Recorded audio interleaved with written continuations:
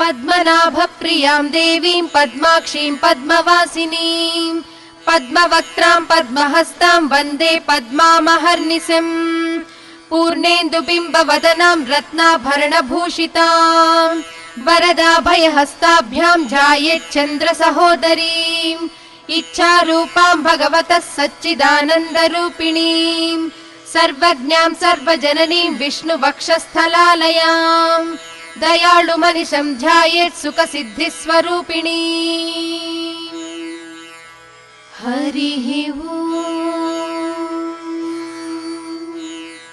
नित्यागतानन्त नित्यानन्दिनी जनरञ्जनी नित्यप्रकाशिनी चैव स्वप्रकाशस्वरूपिणी महालक्ष्मीर्महाकाली महाकन्या सरस्वती भोगवैभव सन्धात्री भक्तानुग्रहकारिणी